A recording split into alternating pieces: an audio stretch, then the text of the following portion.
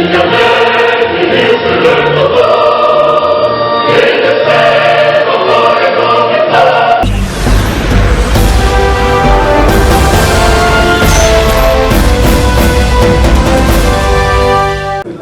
allons passer à la dernière communication. Cette dernière communication est une centrale en réalité de ce séminaire, l'éthique et la déontologie des médias en période électorale. Et cette communication sera faite par un de nos doyens que vous connaissez très bien, qui n'est pas présenté, M. Badi Bassa Babakar, qui est consultant en communication, rapporteur de la haute autorité de l'audiovisuel et de la communication. Il sera aussi question à travers cette communication d'avoir une modération qui sera assurée par un autre doyen, M. Paul Origny, qui est conseiller en communication au ministère du ministre de l'administration territoriale, de la décentralisation et du développement des territoires. Eh bien, sans plus tarder, M. Paul Origny, je vais vous laisser la parole pour la modération. Merci. Je vous remercie, M. le maître de cérémonie. Mesdames et messieurs, Monsieur le Président, Monsieur le Vice-président de la CENI, Messieurs les membres de la CENI, distingués invités, chers collègues journalistes, soyez les bienvenus à cette rencontre de formation pour nous outiller, nous préparer à pouvoir mieux affronter le processus électoral avec l'écriture journalistique nécessaire pour que nous puissions avoir globalement une élection apaisée et qui puisse permettre au Togo, notre pays, d'être gagnant. Avant d'aller dans le vif des travaux, permettez-moi que je puisse vous présenter notre communicateur, un monument qui n'est plus à présenter. J'ai nommé M. Badi Bassa Babakar, un ancien journaliste de la télévision, qui est aujourd'hui consultant en communication et rapporteur de la radio. Il a été représentant résident de l'UMOA à Cotonou avant de terminer sa carrière au siège de l'UMOA à Ouagadougou, au Burkina Faso. Aujourd'hui, il est toujours avec nous car son savoir doit être partagé avec nous pour que nous puissions demain emboîter le pas et suivre les tracés qu'il nous aura laissés. Dans ce sens, il a été honoré, invité pour pouvoir vous présenter la communication intitulée l'éthique et la déontologie des médias en période électorale, qui résume le thème central de cette rencontre. Vous saviez très bien que notre métier est une science dynamique qui évolue et qui mérite que les acteurs qui l'exercent aient toujours une remise à niveau afin que nous puissions à chaque fois s'adapter. Et surtout en période électorale, qui est une période très sensible où les esprits s'échauffent très vite, le journaliste, par sa plume, est appelé à apporter sa contribution à ce que le processus puisse aboutir dans de bonnes conditions pour l'intérêt général, car l'intérêt particulier doit être relevé au second plan. C'est dans ce sens que la HAC a jugé nécessaire de développer ce thème à l'intention de nous, les journalistes, afin que nous puissions avoir les outils nécessaires et savoir qu'est-ce qui caractérise la morale du métier, c'est-à-dire l'éthique et la déontologie, les règles qu'il faut respecter dans l'exercice de cette pratique. Monsieur Badi Bassa Babakar, rapporteur de la HAC, consultant en communication, je voudrais bien vous laisser la parole pour pouvoir partager ce que vous avez encore de très riche avec toute la corporation ici réunie. Je vous remercie. Merci, monsieur le vice-président. Messieurs les membres, madame, messieurs les membres de la commission électorale indépendante, je vous salue et je vous dis surtout merci d'avoir voulu que la haute autorité de l'audiovisuel et de la communication contribue à cette rencontre qui est une rencontre en réalité dont le thème constitue l'essence même de la rencontre, puisque le thème générique du séminaire c'est éthique et déontologie des médias en période électorale. En réalité, je considère que tous les autres thèmes traités sont des thèmes annexes.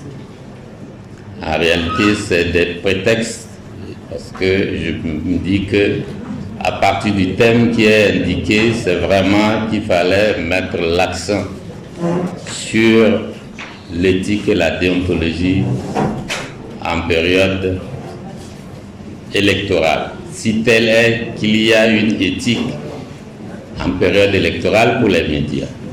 Parce que nous considérons que l'éthique, la déontologie du journaliste, elle est unique, elle est universelle, elle doit être appliquée quelles que soient les circonstances.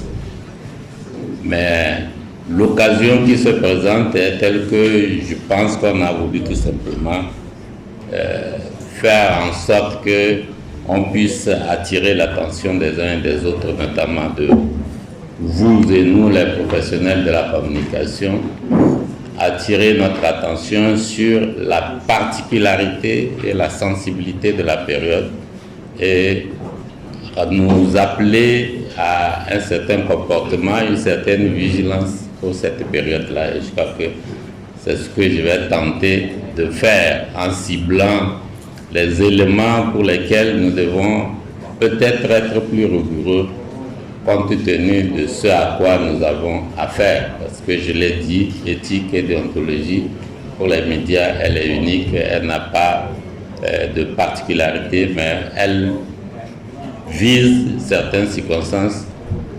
Les circonstances étant que cette fois-ci au Togo, on organise ce qu'on a appelé des élections couplées. C'est un double scrutin.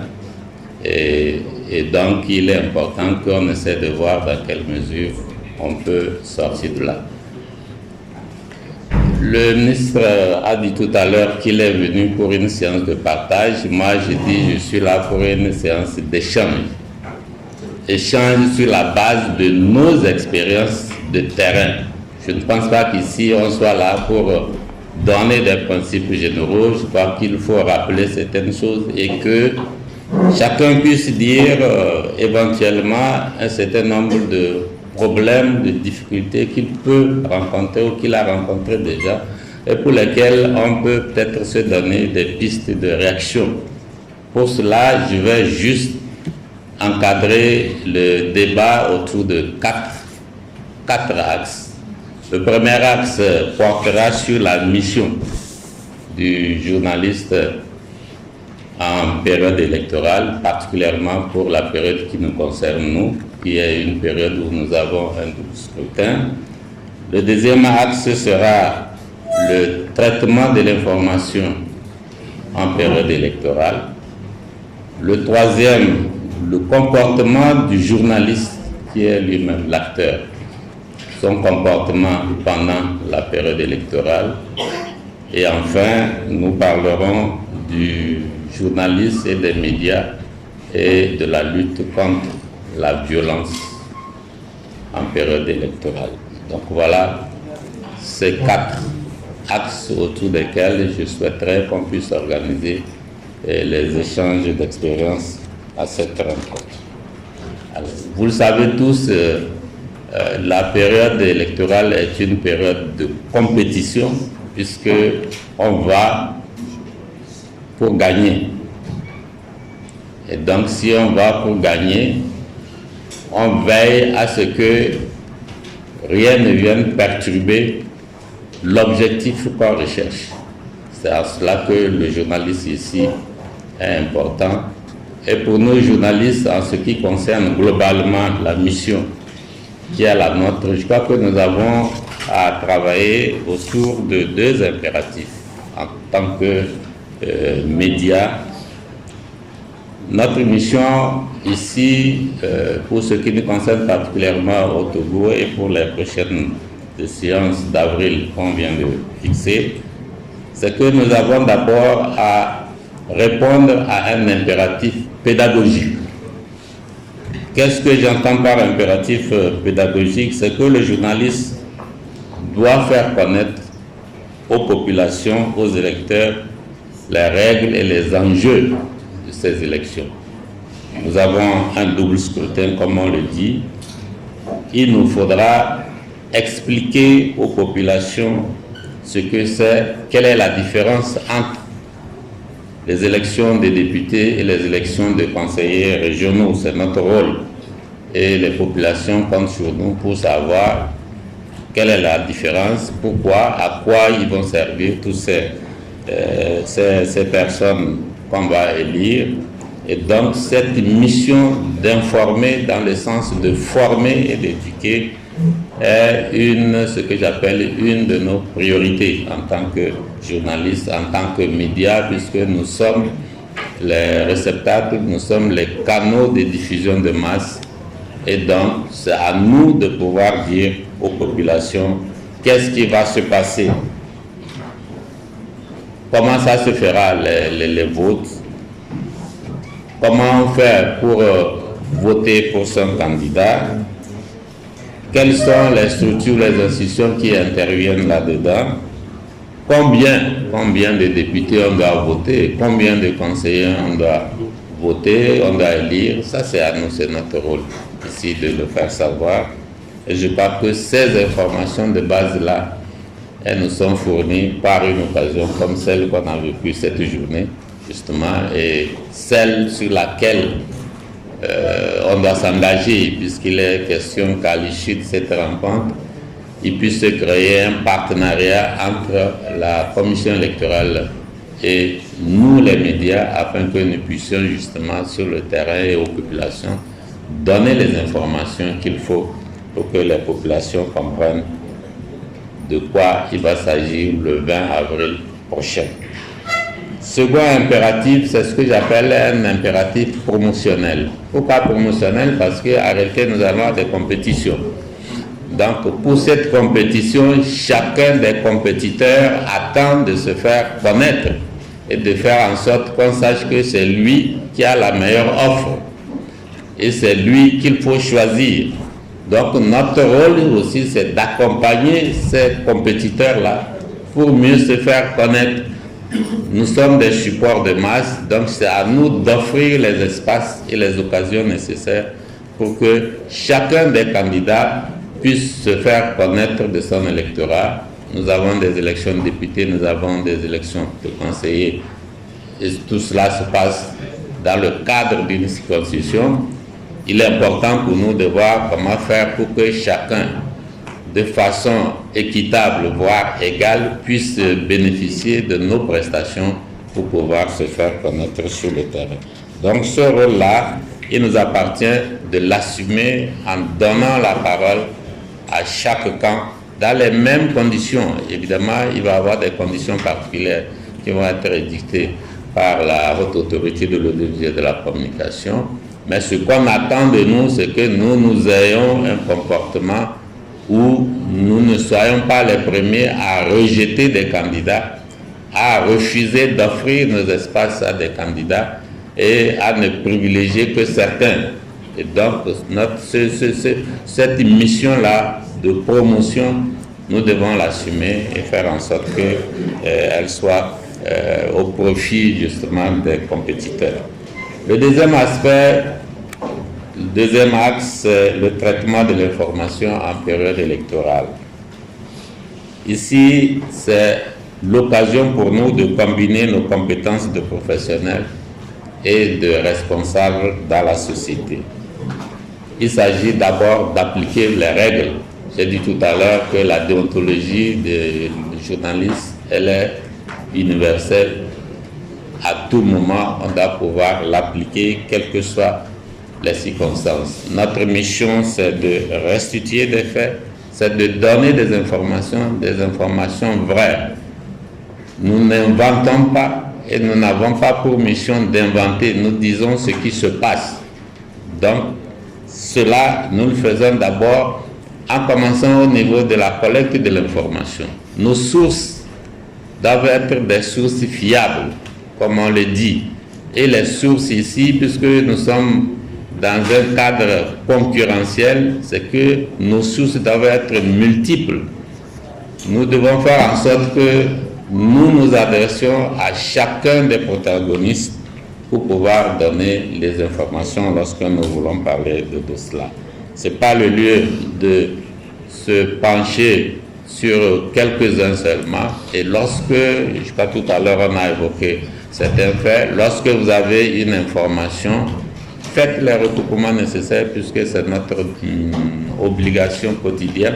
Ce que nous faisons, lorsque nous avons une information, nous sommes tenus de faire les recoupements nécessaires, de nous adresser à toutes les parties prenantes avant de donner cette information puisque notre devoir c'est de traiter.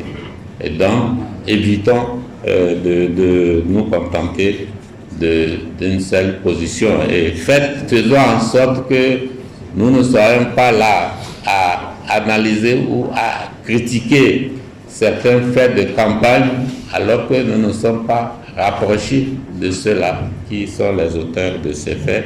Je disais tout à l'heure que quand au cours d'une campagne, quelqu'un vous dit qu'il va construire une route bitumée de 100 km en 6 mois, vous êtes en mesure de vous dire, est-ce que véritablement en 6 mois, on peut faire une route bitumée de 100 km? Mais avant de le faire, approchez-vous quand même de la personne.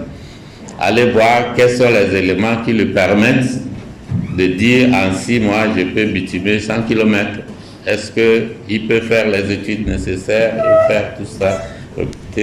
Donc, ne restez pas dans votre bureau pour dire que c'est des promesses démagogiques, mais allez d'abord comprendre pourquoi la personne a dit. Dans le traitement de l'information, une des particularités pour le journaliste, c'est l'impartialité, c'est la neutralité. Ça, c'est ce qui d'ailleurs fait de nous des journalistes respectables, parce que plus nous nous mettons au-dessus de tout le monde, plus tout le monde nous respecte. C'est quand nous créons des acquaintances particulières que naturellement une certaine partie nous rejettera. Évidemment, la partie qui trouve son compte dans notre acquaintance nous félicitera, mais l'autre partie nous rejettera. Donc, faisons en sorte qu'à l'occasion de ces élections, que nous soyons au-dessus, pour nous, journalistes.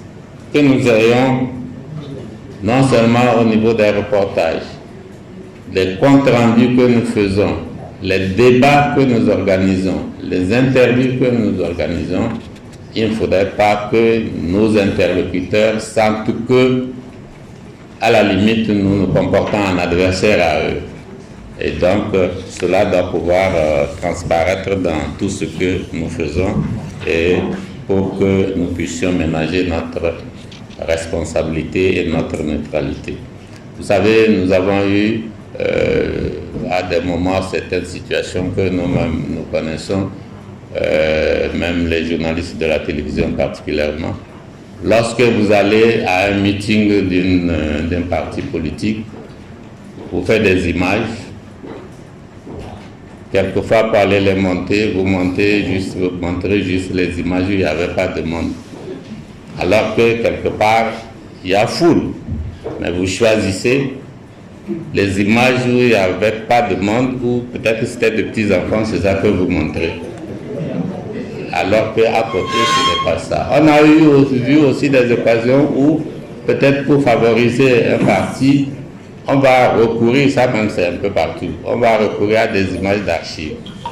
On vient pour illustrer une information, un meeting qui s'est passé. Dans beaucoup de pays, nous retrouvons ce genre de comportement. Je crois que nous, ici, nous devons éviter ça. Faisons en sorte que cela ne nous arrive pas. Et faisons en sorte que lorsque nous voulons prendre l'interview d'un candidat, prenons quand même la partie consistante, où il dit quelque chose de consistant. N'allons pas prendre juste la partie où c'est vide pour venir dire que non, il n'a rien dit. Donc, je crois que ces éléments-là, il faut vraiment qu'à la période nous puissions y veiller. Nous, on a vécu des cas où vous partez à un reportage, vous revenez, le temps d'arriver pour monter, vous ne retrouvez même pas la cassette du reportage. Elle a disparu quelque part. Donc, vraiment, je crois que c'est des périodes révolues et je vous invite à faire en sorte qu'il n'y ait pas ça. Alors, autre secteur du traitement de l'information sur lequel je voudrais attirer votre attention, c'est les réseaux sociaux. Par excellence, vous savez qu'en période électorale, les réseaux sociaux sont le siège de la manipulation. Ça, il faut s'y attendre. Ce n'est même pas au Togo seul, c'est partout, on l'a vu partout, même les grandes démocraties. On publie des informations fausses sur l'adversaire. On fait des montages. Vous connaissez bien le phénomène des fake news et des deepfakes qui existent. Tout cela, tout ce qu'on peut faire pour discréditer l'adversaire, on le fait, on le balance. Et le journaliste ne doit pas se référer à ça et considérer qu'on a dit ça, on a dit ça, on a dit ça. Nous disons toujours que ce qui passe sur les réseaux sociaux doit être pour le journaliste une matière brute de départ. Partant de là, il doit lui-même faire ses recherches et voir si ce qu'il a vu, si c'est vrai, si c'est faux, et pouvoir traiter pour qu'on puisse avoir quelque chose de consistant. Évitons, surtout pour la période des élections, les réseaux sociaux, faisons en sorte que ce qui circule, que véritablement nous n'accordions pas dès le départ du crédit à ce que nous avons sur les réseaux sociaux. Troisième aspect, le comportement du journaliste en période électorale. Alors, l'expérience a montré que pendant les campagnes électorales, c'est la période par excellence où les journalistes se font manipuler. Quand je dis journaliste, j'entends toute la corporation. Ce n'est pas le journaliste celui qui fait le papier, c'est le technicien, c'est le caméraman, c'est le etc. Tous ceux qui interviennent dans le corps professionnel, nous avons les journalistes, les techniciens des médias, les auxiliaires, etc. Tous ces intervenants dans la fabrication, la diffusion, la publication de l'information, c'est pour les englober que j'utilise le mot journaliste. C'est la période où nous nous faisons manipuler tout simplement par l'attrait à des objets matériels. Il y a des reporters qui vont sur les lieux des meetings essentiellement pour aller accumuler les gadgets, les t-shirts, les tricots, tout ce qu'on a. Tant qu'ils ne les ont pas, ils considèrent que ce meeting-là n'était pas un bon meeting. Ce n'est pas notre rôle. Nous n'allons pas sur des trucs de meeting pour aller chercher des gadgets. Et certains responsables de partis ou de certains candidats le savent. Il suffit de préparer de bons colis, de gadgets, de t-shirts, etc., de casquettes pour le journaliste qui viendra. On lui remet, bon, on est sûr qu'il repartira content et il dira de bonnes choses de son meeting. Donc, évitons de rentrer dans ces pièges-là. Ce n'est pas notre préoccupation. Ça. Deuxième chose que nous constatons, il y a de ceux-là, reporters qui se présentent sur les lieux des meetings et qui sont les premiers à réclamer des sous, de l'argent aux organisateurs. Ça aussi, c'est des comportements qu'on voit. Et tant que les organisateurs n'ont pas donné de l'argent, on est sûr que le résultat du reportage, ce ne sera pas ça. Et donc, ça aussi, évitons cela. Je crois que pour ces élections, en particulier au Togo, conformément aux dispositions du Code de la presse, dans la logique, il est demandé que le gouvernement accompagne tous les médias dans la couverture des périodes électorales à travers un fonds. nous espérons que ce fonds-là va être mis en place pour pouvoir accompagner. Pour le cas particulier ici, je crois que si la CENI vous a réuni et qu'elle souhaite justement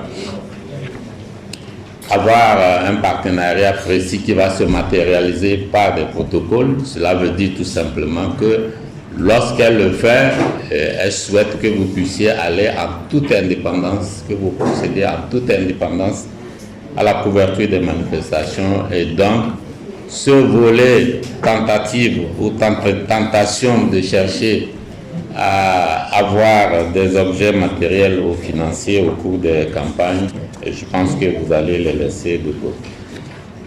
Comportement aussi à éviter pendant les périodes électorales, c'est pour les journalistes ne pas se faire confondre aux sympathisants ou aux militants des partis. Cela c'est simple, il arrive que certains reporters arborent les t-shirts ou les casquettes des candidats sur les lieux de reportage. Et lorsque vous le faites, naturellement, évidemment, on vous prend pour un militant de tel, et donc votre personnalité elle-même en souffre parce que votre indépendance ici n'est pas ce qu'il faut. Il faut donc éviter de s'identifier à des composantes, à des parties prenantes dans les campagnes électorales pour que vous puissiez rester au-dessus, comme je l'ai dit, que nous soyons neutres, que nous soyons impartiaux. Il arrive également que des journalistes, pour certainement bénéficier de certains avantages, quand ils font leur reportage, ils tiennent à montrer ça aux responsables de la manifestation avant de rendre public. C'est aussi un mauvais comportement qui n'est pas bon pour un journaliste. Parce que si vous le faites, évidemment, celui à qui vous adressez, il sera content de regarder, presque de corriger. Mais quand il s'en va, il va dire celui-là, ce n'est pas des journalistes, ça, parce que quand ils écrivent, c'est nous qui corrigeons et ils diffusent. Donc ça aussi, il faut éviter. Mais il y a des canaux officiels où les candidats donnent leur position officielle, leur message officiel. Je crois que là, il n'y a pas de doute, c'est même le message du candidat, c'est ce qui se fait avec l'organisation que l'ARC met en place pour qu'il y ait des espaces, on calibre la durée, les conditions de production, etc. Là, c'est tout à fait normal. Si vous êtes impliqué dans la production, évidemment, vous devez vous cadrer à ce que veut la formation politique. Mais lorsque vous allez à un meeting, de grâce, prenez vos précautions à faire en sorte que l'organisateur ne soit pas celui-là qui va vous dicter ce que vous allez écrire dans le papier que vous voulez écrire. Bon, il me dit qu'il arrive même que l'organisateur écrit tout et il vous donne simplement. Bon, donc je crois que ça, bon, pour le moment, peut-être vous êtes content, mais derrière vous, comme on dit, c'est que celui-là pense de vous, je ne pense pas que ça vous honore. Autre aspect que nous notons souvent, c'est qu'il y a des journalistes qui se font renvoyer au cours des manifestations de certaines formations ou des candidats. Pourquoi on le fait? C'est parce que justement, votre comportement fait qu'on vous assimile peut-être à l'adversaire. Or, si vous avez un traitement impartial, vous restez neutre, vous pouvez couvrir les manifestations de n'importe quelle formation, de n'importe quel candidat, il ne vous en voudra pas.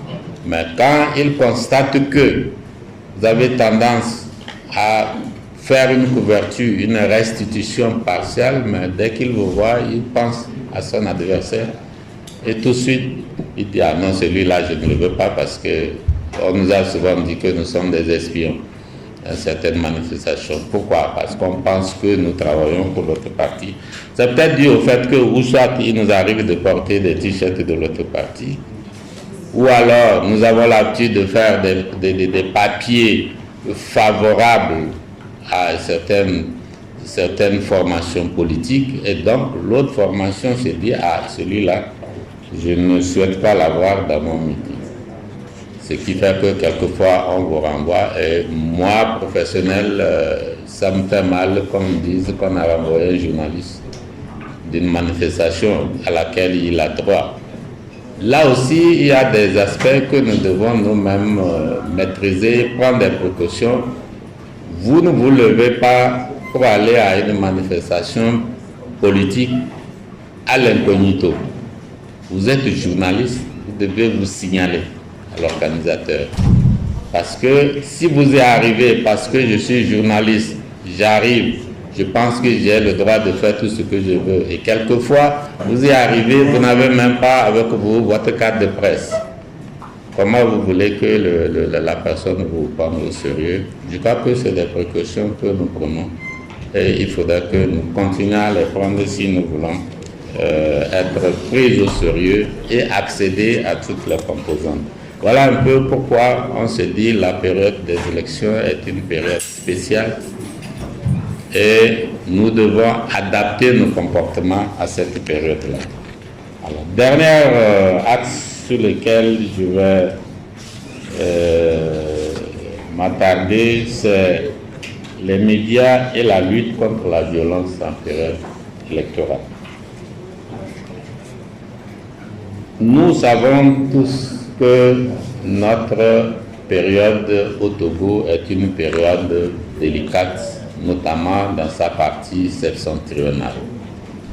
Cela veut dire quoi? Ça veut dire que, journalistes que nous sommes, c'est en cela d'ailleurs qu'on nous parle de l'éthique, nous devons non seulement dire nous avons pour devoir d'informer, mais nous avons également pour devoir et pour mission de contribuer à la paix dans notre société.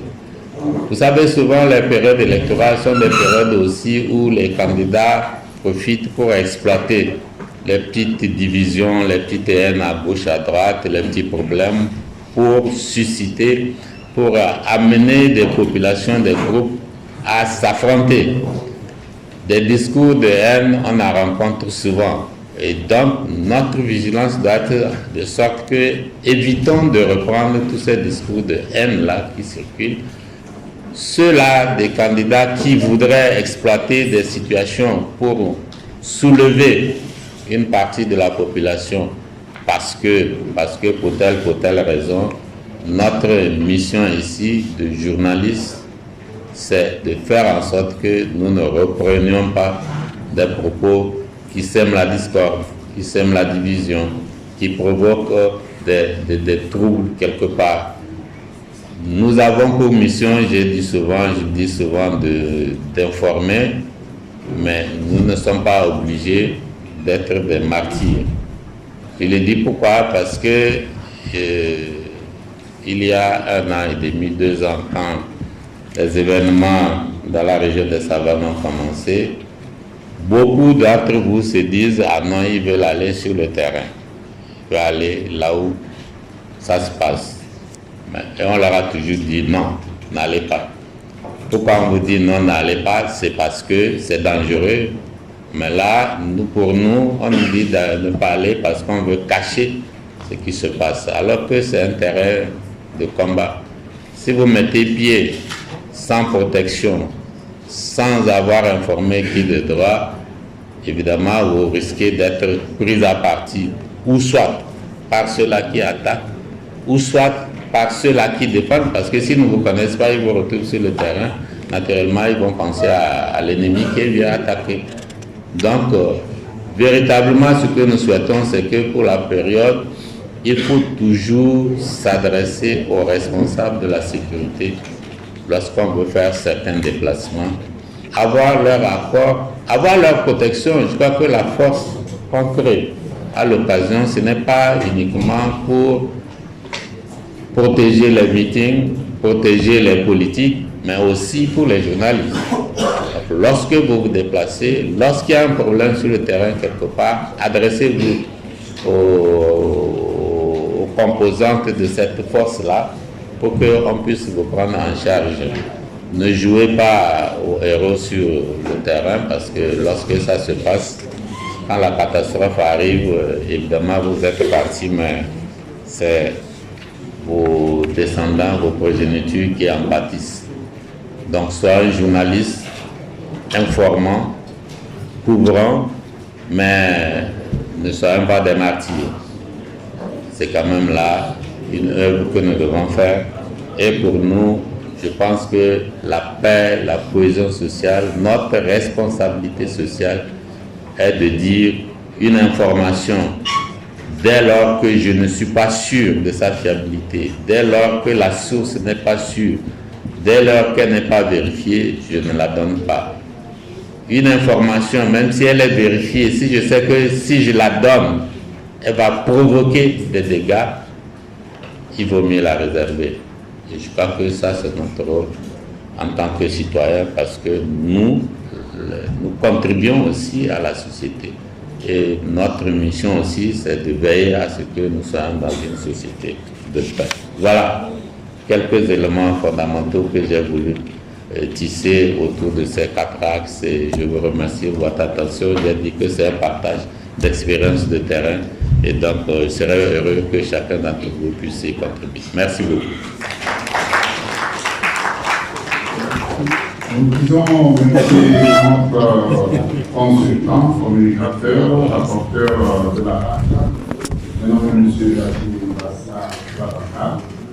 En quelques lignes, permettez-moi que je revienne en résumé sur le développement de sa communication qui cela ne vient pas. Alors, je vous remercie.